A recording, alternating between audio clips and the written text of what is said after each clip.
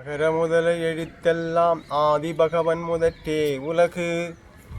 எழுத்துக்கள் எல்லாம் அகரத்தை அடிப்படையாக கொண்டிருப்பதனால் அதேபோல் உயிர்களும் கடவுளை அடிப்படையாக கொண்டிருக்கின்றன. கற்றதனால் ஆய பயனென்கொள் வாளறிவன் நற்றால் தொழாதெனின். ஒருவர் படித்த படிப்பினால் பயன் என்ன? அதாவது எல்லாம் படிக்கிறோம், படிக்கிறதால பணம் சம்பாதிக்கணும், இது மட்டும்தான் நினைக்கிறோம். ஆனால் இதில் திருக்குறளில் சாகா கல்வி, இதே மாதிரி பொறிவாயில் ஐந்தவைத்தான் பொய்தீர் ஒழுக்க நெறி நின்றார் நீடு வாழ்வார். பொறின்னா என்ன? கண்ணு, காது, மூக்கு, செவி. இப்போ இந்த பொறிவாயில் ஐந்து அவித்தான் பொய்தீர் ஒழுக்க நெறி நின்றார் நீடு வாழ்வார். பொய்யான ஒழுக்கங்கள் இதெல்லாம் விட்டாதான் அந்த நெறி நின்றார் நீடு வாழ்வார். நீடூழி வாழ்வார்னா அப்போ மரணமே இல்லை. மரணமில்லா நிலை தான் இந்த திருக்குறளில் ஆரம்பத்திலே சொல்லியிருக்கார். பொறிவாயில் ஐந்து அவித்தான் பொய்தீர் ஒழுக்க நெறி நின்றார் நீடு வாழ்வார். அடுத்தது வையத்துள் வாழ்வாங்கு வாழ்வானை வானுரையும் தெய்வத்தில் வைக்கப்படும். வானுரையும்னா பூமிக்கும் அவங்களுக்கும் சம்பந்தமே கிடையாது. ஆகாயத்துக்கும் அதான் வான் கலந்த மாணிக்க வாசகனின் வாசகத்தை அப்படிம்பார் வள்ளலார்.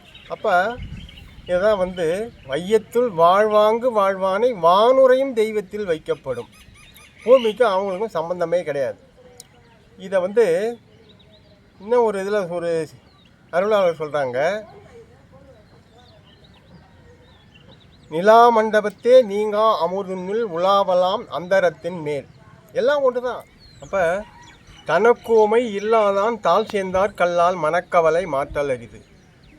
ஒரு எவ்வளவு ஒரு கோடி கோடி கோடியாக பணம் வச்சுருக்கிறவங்க கூட கவலை இல்லாமல் இன்றைக்கி இருக்காங்களா அப்படின்னா இல்லை. அப்போ கவலை இல்லாமல் தனக்கோமை நம்மளுக்கு ஒப்புமை ஓமை நிகர் ஈடு இணை இல்லாத இறைவனை நினைக்கணும். அப்போ எல்லாரும் பக்தி, எல்லோரும் கோயில் போகிறாங்க. கோயிலில் போய் அவங்க வரும்போது, கோயிலில் போகும்போது உற்சாகமாக இருக்குது முகம், வரும்போது அந்த உற்சாகம் இல்லை. அப்போ உண்மையான கடவுள் எங்கே இருக்கார் அப்படிங்கிறது புரியலை. கோயில் அப்படின்னா இன்றைக்கி ஒரே டைமில் பல லட்சம் மக்கள் இறை தரிசனம் கிடைக்கிதுன்னு கோயிலில் போய் நெறிஞ்சு சாவுறாங்க.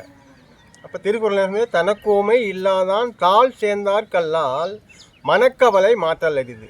கவலை இல்லாமல் இருப்பதற்காக தான் பக்தியே. சாகா கல்வி. வேண்டுங்கால் வேண்டும் பிறவாமை அப்படிங்கிற. நீ இறைவனை வேண்டும் பொழுது பிறவாமையை மட்டும் இறைவன்கிட்ட கேள். மற்றதெல்லாம் ஒன்றால் உருவாக்க முடியும். மற்றது ஒன்றால் உருவாக்க முடியும். ஒன்றால் உருவாக்க முடியதை போல் அழியக்கூடியது.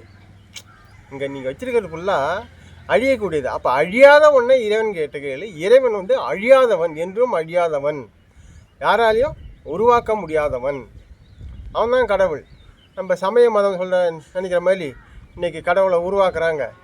அப்புறம் பெயிண்ட் அடித்து பூசி அதுக்கு 12 வருஷத்துக்கு ஒரு தடவை அதுக்கு உயிர் வருது இப்படின்னு சொல்கிறாங்களே. இதெல்லாம் சமய மத நெறி. இதை வள்ளலார் தெளிவாக சொல்கிறாரு.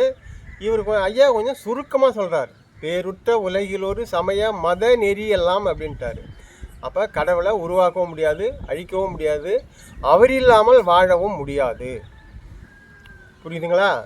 அதனால் நாம் என்ன பண்ணோம்? உண்மையான ஆன்மீகம் வள்ளலார் வள்ளுவர் எல்லாம் சொல்லியிருக்காங்க. தேவர் குறளும் திருநான்மறையும் மூவர் தமிழும் முனிமொழியும் கோவை திருவாசகமும் திருமந்திரமும் ஒரு வாசகம் என்றுள்ளார்.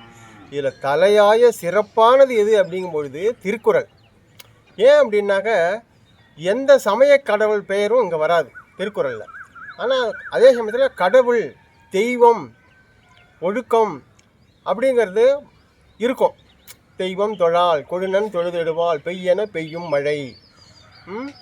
அடுத்தது குடிசெய்வல் என்னும் ஒருவருக்கு தெய்வம் அடிதட்டு தான் முந்துரும். அப்போ கடவுள் இல்லைன்னு சொல்லலை. கடவுளுக்கு சமய மதங்கள் பேர் வச்ச மேலே திருக்குறளில் திருவள்ளுவர் பேர் வைக்கலை, பொதுவாக தெய்வம்ட்டார்.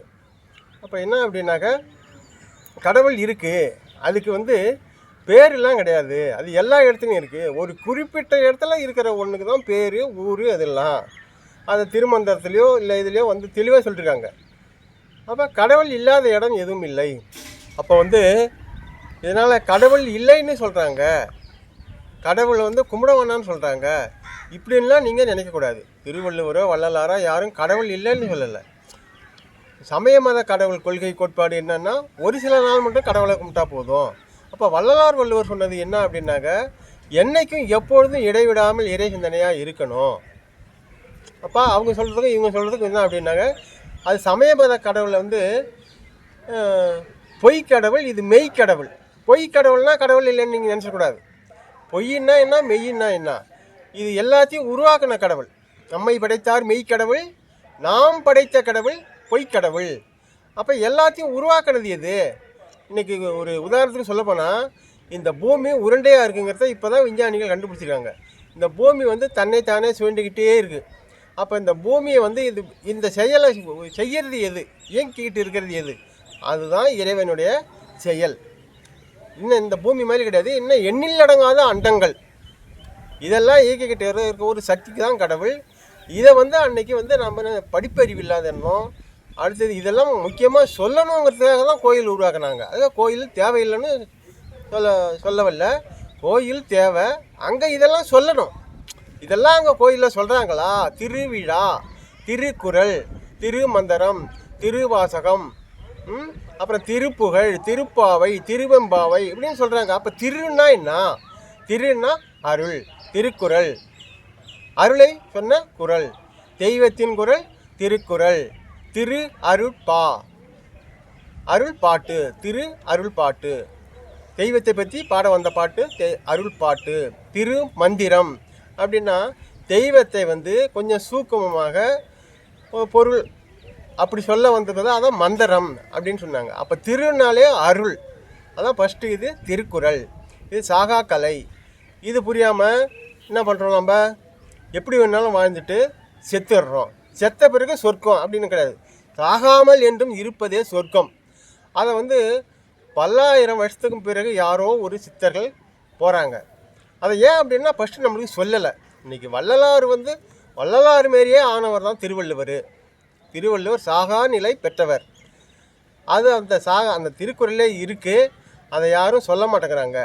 திருவள்ளுவர் செத்துட்டார் அப்படின்னே கதை எழுதிட்டாங்க.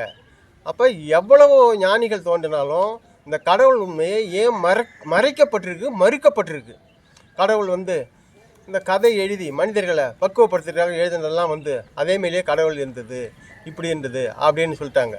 அது மாதிரி இப்போ என் பேச்சை வந்து யாருக்கும் இந்த சமயவாதிகள் மதவாதிகளுக்கு பிடிக்காது. ஏன் அப்படின்னா, நான் என்றைக்கும் சாமி கும்பிட சொல்கிறேன், என்றைக்கும் சைவமாக இருக்க சொல்கிறேன், எப்பொழுதும் அன்பாக இருக்க சொல்கிறேன், எப்பொழுதும் அறிவாக இருக்க சொல்கிறேன், எப்பொழுதும் ஒழுக்கமாக இருக்கணும். இதுதான் வள்ளலார் வள்ளுவர் சொன்னது. இதெல்லாம் விட்டுட்டு இந்த உருவ வழிபாடுங்கிறது ஒரு சில நேரம் மட்டும் கடவுளை கும்பிட்டா போதும், அதான் சமய கொள்கை, மத கொள்கை. நாங்கள் வள்ளலார் வள்ளுவர் சொன்னது எப்பொழுதும் இறைவனை, இந்த உடம்பு எடுத்தது இந்த இறைவனை வணங்கிறதுக்காக, சாகா நிலை பெறுவதற்காக.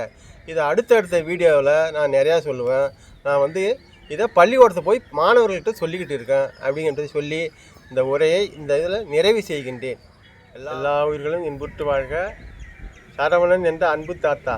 இந்த பேர் எப்படி வந்ததுங்கிறது அடுத்த வீடியோவில் சொல்கிறேன். நன்றி, வணக்கம்.